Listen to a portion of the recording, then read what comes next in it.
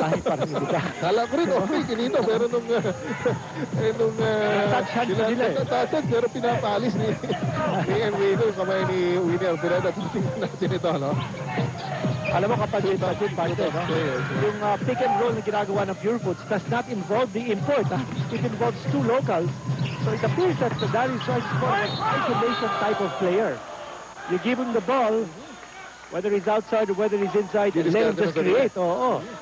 Eh, dapat naman siguro he should be in the flow of the pattern ng offense ng Pure Foods. No? Ito, panoorin natin ito. Pass to Todd and Kramer.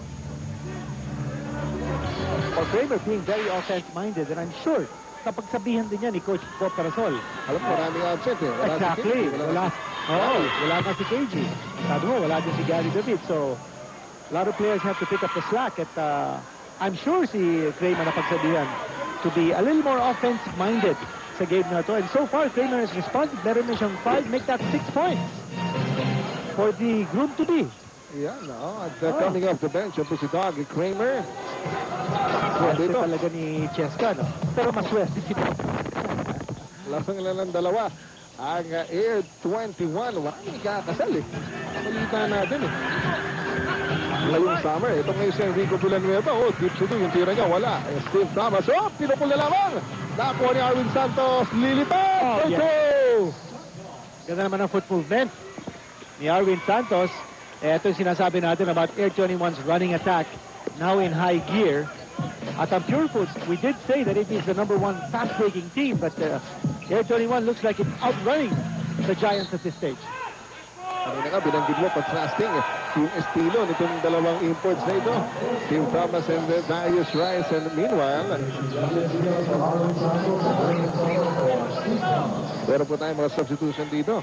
Pero merong timeout na hiningi ang Pure Foods. Super, ito mga kaibigan, lamang po ang Air 21 Express.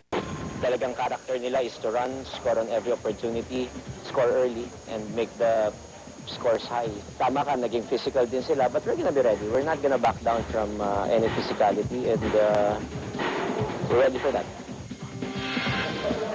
Pro Coach Ryan Gregorio, mga kaibigan, he was 3 years old nung nagbukas ang PBA dito po sa Araneta Coliseum 33 years ago. Ito, pinakita natin dito. Ito, bagsak ni Enrico Villanueva, pero pinapakita natin dito, ganito yung tenacity itong si Enrico Villanueva, pinakabagong miyembro po ng Pure Foods, San Jose Giants. Hindi na, nakita natin si Coach Ryan, belated happy birthday kay Coach Ryan Gregorio. Last Monday. Yes, at sabi nga natin, 3 taon lamang siya noon. Noong nagbukas po ang PBA dito po sa Araneta Coliseum. 23 years na po ang inyong paboritong liga, ang PBA. Bueno, ito po, ang Air 21 na nasa Manibela dito, and Darius Rice. Ito si Rani Del Campo ng gumagwatcha kay Darius Rice. And Rice trying to create space, no, and to call for the offensive foul. Dalawa na. Ang personal foul ni Rice. Ganun din si Thomas. Ito, makita natin. Alam mo, kanina pa nag-uusapan lamang ni Coach Ryan yung physicality nga nitong Air 21 Express, something na dapat nilang paghandaan. And in that instance, nakita naman natin, paano sinukunin na Randy Del. Ito si Darius Rice. Meanwhile, Chico Lanete. Ang bilis ni Chico Lanete dito. Inabot kay PJ Simon. Easy layup para kay PJ Simon. First 2 fast break points ng Pure Foods. At ang Air 21 meron ng 4 na fast break points. Meanwhile, ito, the second serving na. Hindi, makukuhuli ng Pure Foods. Ito, punta muli natin si Magu Marjan. May report tungkol naman sa Pure Foods. Magu. Mon, nung huling timeout ng Pure Foods, pinapaalala ni Coach Ryan na as much as he likes the way they're fighting for the loose balls, ayaw din naman niya na napaka-careless nila on the offensive end. Wala pang isang quarter, nakaka-8 turnovers na sila. Tignan natin kung paano sila mag-adjust. Tama ka dun, Magu. At kanina nga, binibilang nga natin sa traveling lamang. Napakaraming traveling calls against Pure Foods here in the first quarter. And now they're trailing Air 21. James yung bagong pasok. Ito, floater. Hindi ang papasok para dito kay James. Those imports not sitting down.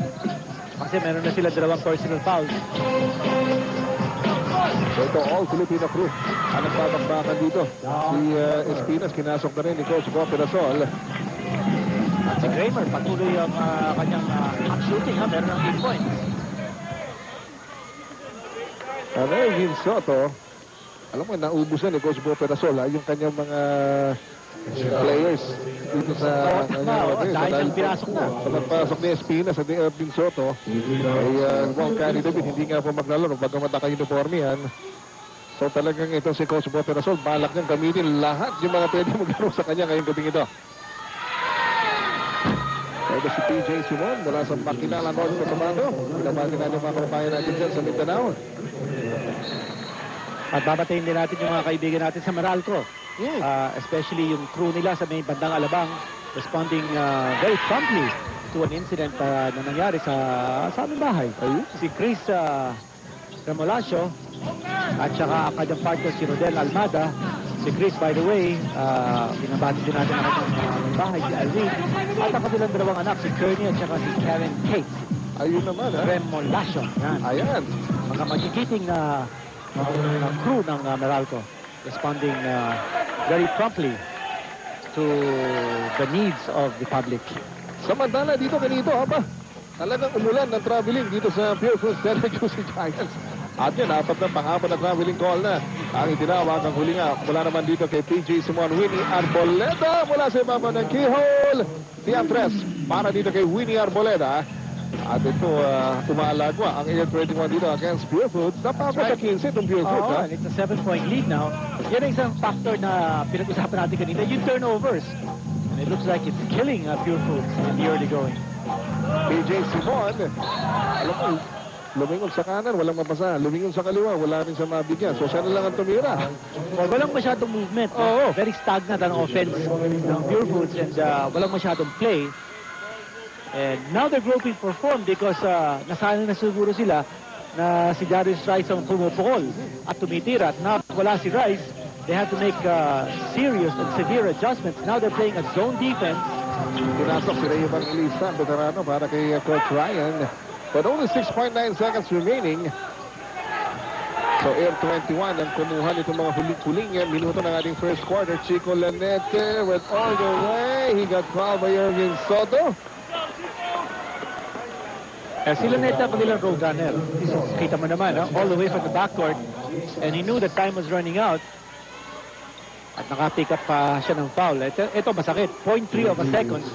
At nabigyan siya ng 2 free throws. And Coach Bo Perasol must be aghast kung ano nangyari, no? Mapapagsabihan sigurado ito si Soto because he fouled a much shorter player who really had no vision as to where the basket was. Masakit yan. Initsa na lamang yun, si Chico Laneta. Samantala, ito, hindi pa pasok yung pangalawa. Matatapos sa ating first quarter, mga kaibigan. Lamang ang Air 21 Express. At ang bumida para po sa Air 21. Coming off the bench, Doug Kramer. 8 puntos ang kinamada nito, Pinito. Ayan, perfect from the free throw line. Almost perfect from the field. Yan po si Todd Kramer para sa Air 21. 22-16. Yan ating score. Air 21 lamang. At si kanayan ng urig na Air 21. Of course, feeling nostalgic tayo ngayon, Kinito, dahil nga 33 years old na ang PBA today. And 33 wonderful years, I might add. Kanina nga pinag-uusapan natin kung progeny pag-uusapan dito sa dalawang kupunan nito. Hindi ba't parehong galing sa Tanduay ito? The original, isang original na miyembro po ng PBA noong 1975. Meanwhile, Ray Evangelista, post basket yan. Wala dito kay Ray Evangelista. At mukha yata yung fast break machine ng Pure Food is now going strong. At nakita natin yung first quarter field goal percentage. Less than 40% shooting ng Pure Food. Kalibre ito si James Yap. Uy, may offensive rebound ng Pure Foods. Susubo kaya ulit. James Yap ulit. Pasok na to! At sabi nga nila, you can't keep a good Yap down.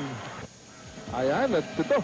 Yeah, 3-3. Mr. Vicky Santos at ating pong Commissioner Reynolds Sonny Barrio. Sino nga yung player who scored the first basket sa PBA? John Dionisio. Yun. May premyo ba tayo? Okay na okay yung trivia question natin. Pati yung trivia sagot. Oo, Hindi alam mo, tamang Mon Liboto. ang dami Alam na yan. alam. Ang dami yan, Kinita, no? Maganda nga, misis siguro, magpa-quiz show tayo. Maganda yung show, marami mga fans talaga. At talagang, ang mga henyo sa PBA, hindi ba, Kinita? Oo, marami dyan.